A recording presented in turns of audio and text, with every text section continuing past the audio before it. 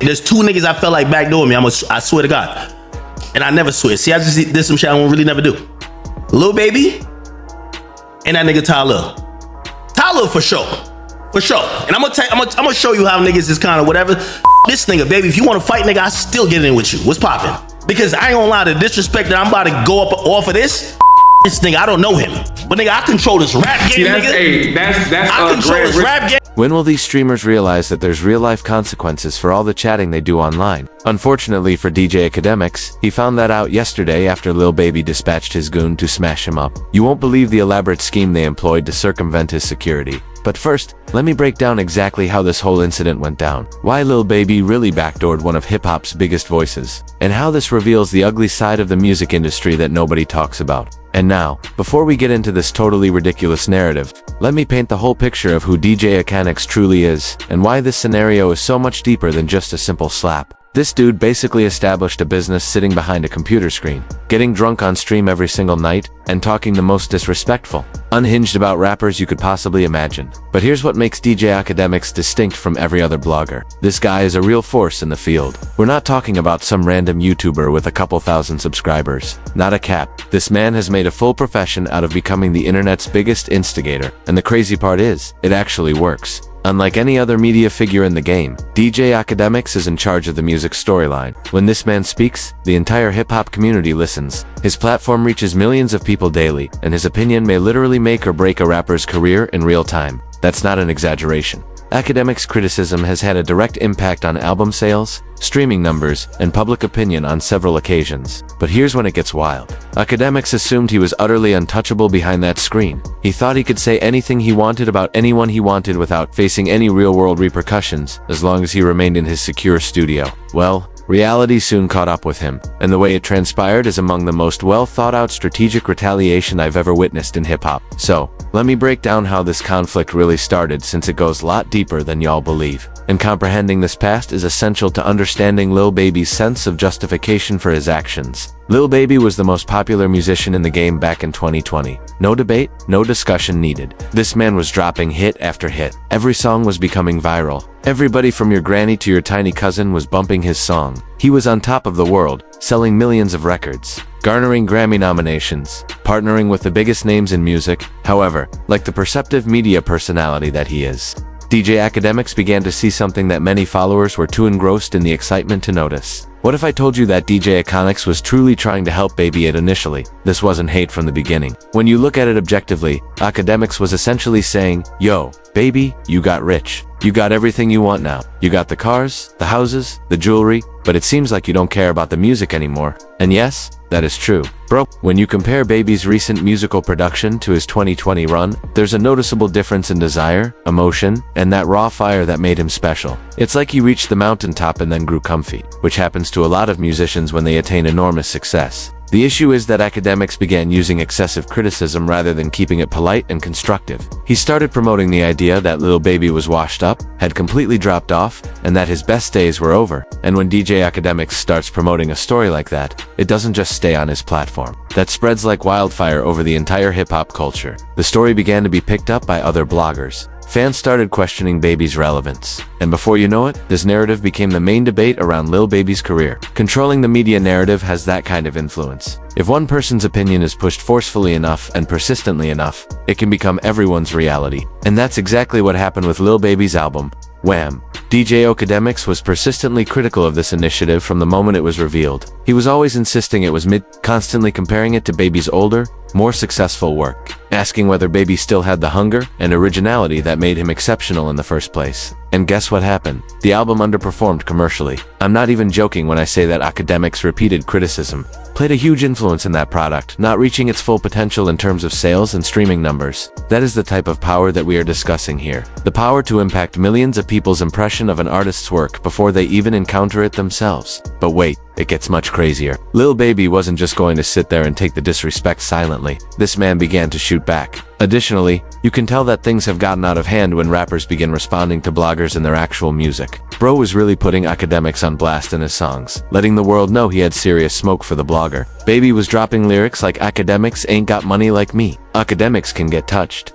Furthermore, These weren't only superfluous lines, Baby was responding to Akanye's criticism in whole verses, demonstrating that it wasn't merely a small irritation, but rather, something that was actually having an impact on him and his company. Now, here's when the story takes a wild turn that shows you how the music industry truly operates behind the scenes. Since Rod Wave is the real deal and a peacemaker, he made the decision to intervene and attempt to find a solution before things went out of control. Furthermore, Rod Wave's participation wasn't coincidental. He had true relationships with all parties and understood how terrible this conflict was becoming for everyone concerned. In order to resolve their problems like mature men, Rod Wave set up a three-way phone conversation between Lil Baby, DJ Akademiks, and himself, and both sides claimed that they were able to resolve the issue. They had an honest discussion about their troubles, respected one another's viewpoints, swapped phone numbers, and decided to deal with any upcoming concerns in private rather than in public. This appeared to be a responsible end to what may have been a disastrous, protracted quarrel. Both sides appeared to benefit. Akademiks could continue doing his job without continuously beefing with one of the top musicians in the industry. Additionally,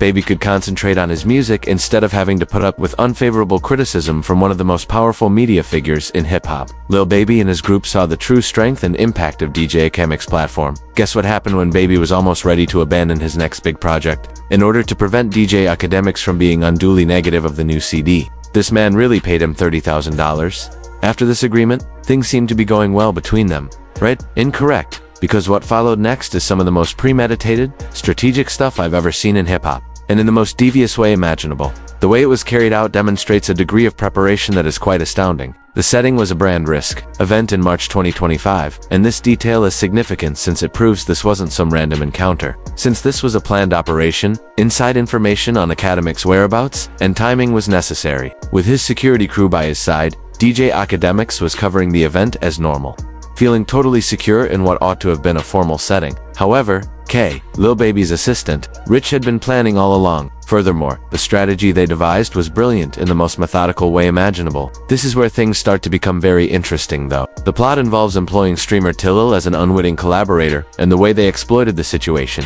demonstrates some serious strategic thinking. Tillel had brought up some old concerns with DJ Akademiks earlier that day at the Brand Risk event. Tillel was unhappy since back in 2020, during the quarantine time when everyone was making online content, Akademiks had used some of Tillel's videos without properly crediting him. So what is Ty Lil pulling up on me to argue about? Ak, you never tagged me in 2020. We're in 2025. You see 8. He ain't. We dap it up. Hey, Ty Lil. I know. I'm like, I didn't try to platform you. It's alright. I got you. Come. He's mad passionate 5 years later. This may seem like a small matter, but for content producers attempting to establish their brands, giving due credit and tagging can mean the difference between being unknown and becoming well-known. Tillel confronts DJ Akademiks about it, and they end up talking about it in detail. Being the professional that he is when he's not in front of a computer, DJ Akademiks genuinely pays attention to Tillel's worries and admits that he probably ought to have given proper credit. As a result, they exchange phone numbers and appear to put an end to their feud. He's constantly saying, why you ain't tagged me? He's told about some shit in 2020. Yo, Aiden says, yo, why are you bringing this shit up? And I'm trying to tell him, yo, Tyler, you made it, bro, relax. But he keeps saying it, and I'm like, it's all good, whatever. What we do at the end of this, and this is important, me and Tyler exchange numbers. We exchange numbers. This is gonna mean the utmost chat when I get to the end of the story. This encounter was vital to what transpired later because it identified Tilo as someone who had genuine business with someone whose security would recognize as a fellow content creator rather than a potential threat. It also offered Cree Rich the perfect cover for his plan. Tilo manages to get past all 8 of DJ Akademiks' security guards because they recognize him and believe he has good intentions. He walks right up to DJ Akademiks' car window and starts having what appears to be a polite discussion, making DJ Akademiks think everything is cool and that this is simply standard industry networking. The crazy part comes next. Cree Rich is immediately behind Tylo as he makes a feel at ease and diverts his attention. When the security guards see Cree Rich with Tylo, they naturally assume that since he's with the streamer we just cleared, he must also be cool. Since Tylo's presence spoke for Cree Rich without her having to say anything, no one challenges it. This is where the plot gets really evil. A feeling perfectly safe because he's chatting to what he thinks is just another content producer actually puts his automobile window all the way down. He's comfortable. possibly believing this is just going to be a quick meeting about prospective partnerships or clearing the air regarding their prior discussion. Krich then makes his approach after Tilo abruptly backs away from the car window in a well-coordinated action. This man approaches the window, slaps DJ Akademiks across the face with what a later characterized as a right-handed slap, and then flees. After we drove off, remember, he swings, misses, cause like I was kind of like this. He swings into the car, misses, like he hits the shit. They drive off. I'm like, what the f? It's only one nigga. I'm like, bro. Boom. He said something. I swear to God, right-handed God. I smacked the shot out of him. I smacked the shot out of him. Right-handed guy, bro. I smacked the shot out of him. You smack Akademiks. Yes, and then listen. After I smacked him, listen. But here's where it gets even more telling about Tilo's involvement. Several times that evening, DJ Akademiks attempted to call Tilo's phone, and I've made about 15 calls in a row. However, Tilo didn't respond, didn't return calls, didn't send a text message outlining what transpired, or said he was unaware that Krich would do that.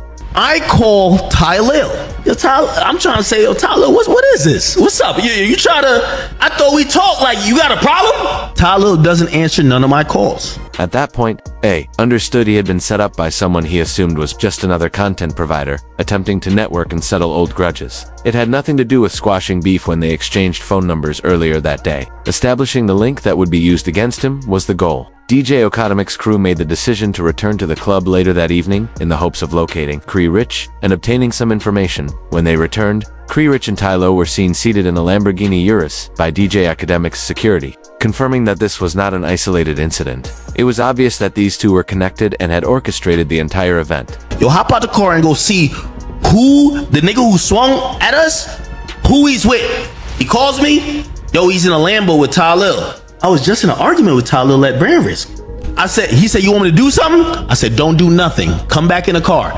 He gets back in the car. I said, I'll handle it. And yeah, when DJ Akademiks went on stream the next day, this man was totally crashing out. I'm referring to a degree of rage and annoyance that, despite his reputation for intense responses, we hardly ever witnessed from him. He was furious, confronting Lil Baby head-on, threatening to ruin his career, and making it plain that he would not tolerate this. Lil Baby, eat a nigga.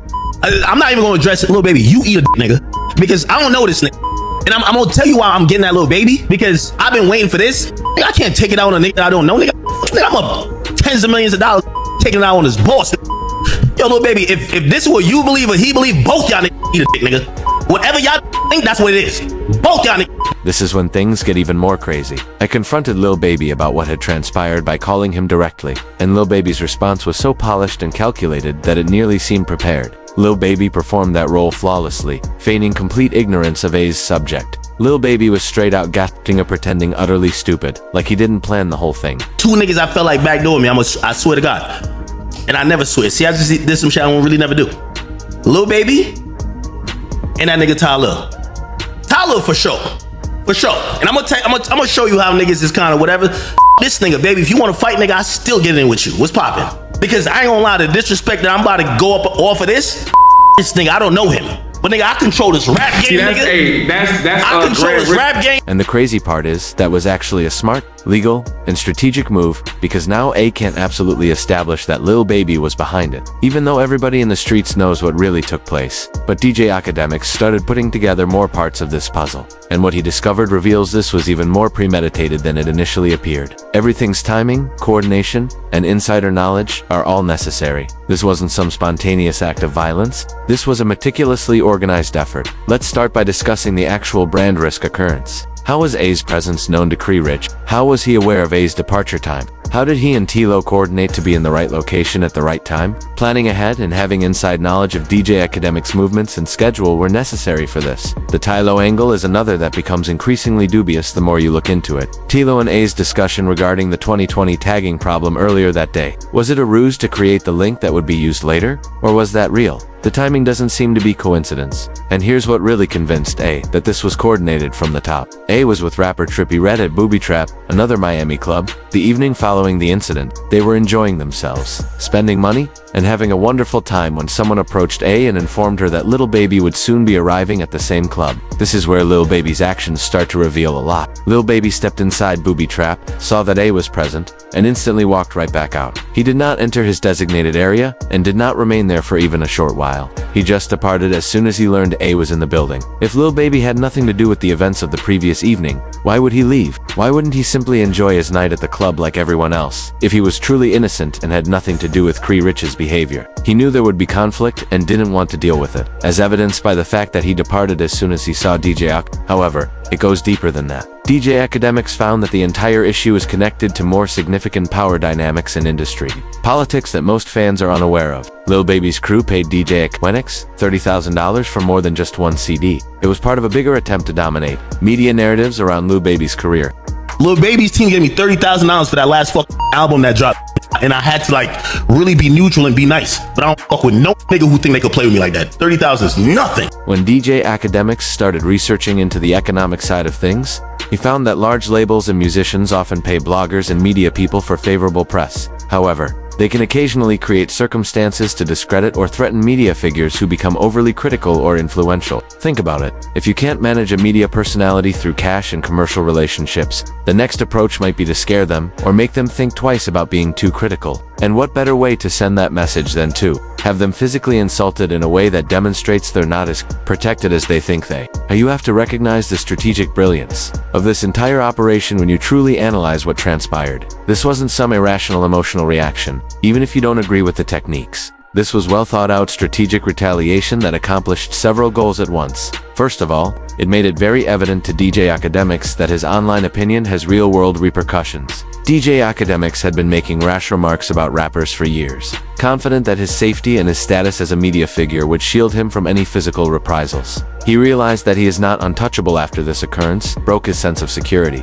Second, it showed the larger hip-hop community that Lil Baby isn't a guy who will simply stand by and tolerate disrespect, even from well-known figures in the media. This action increased Lil Baby's street credibility and demonstrated his willingness to take chances in order to protect his honor in a society where respect and reputation are crucial. Third, and this is the most clever part, Lil Baby was able to exact his retribution while remaining plausibly deniable. The hit was never specifically ordered by him. Cree Rich was never explicitly instructed to do anything. Simply put, he failed to inform his team that the conflict was resolved. That's some rather advanced chess moves. By keeping his hands technically clean while still arranging the outcome he wanted, Lil Baby protected himself legally while still fulfilling his goal of getting back at DJ Ak. It's the kind of strategic thinking that you see from successful business leaders and politicians attaining your aims by indirect ways that can't be immediately traced back to you. Here's what, however, makes it even more remarkable from a strategic perspective. It was a smart move to utilize Tilo as an unintentional accomplice by introducing someone from DJ Akademiks' own environment, someone who had valid motives to approach DJ Ak. They established the perfect cover for Cree Rich to get near enough to make his move. DJ Akademiks' platform and narrative control have always been his primary tools. In reaction, he vowed to use that authority to ruin Lil Baby's career. He began criticizing Lil Baby more harshly than ever before, pointing out flaws in everything from his personal life to his business choices to his music. But here's the deal. In fact, this episode somewhat damaged DJ Akademiks' reputation. Before this happened, DJ Akademiks could position himself as this untouchable media personality who could say whatever he wanted without consequences. Everyone is now aware that he is accessible, that his protection isn't perfect, and that some rappers are prepared to harm him physically. This was a risky but potentially very profitable move for Lil Baby. He demonstrated to the hip-hop world that he is not to be taken lightly, but he also made himself a target for police authorities, and possibly other media figures who would perceive him as a threat. Please hit the like button, and share your thoughts about Lil Baby's move in the comments if you have any new information about this completely bizarre circumstance. Was it justified or did he go too far? Additionally, since this story is far from over, and I'll be reporting on every new development as it occurs, be sure to subscribe. I can also provide you with more in-depth analyses on hip-hop drama and the true tales that lie beneath the headlines. To ensure you don't miss any of the information, hit the notification bell. I'll see you in the next one, where we'll reveal even more industry secrets that will astound you. .com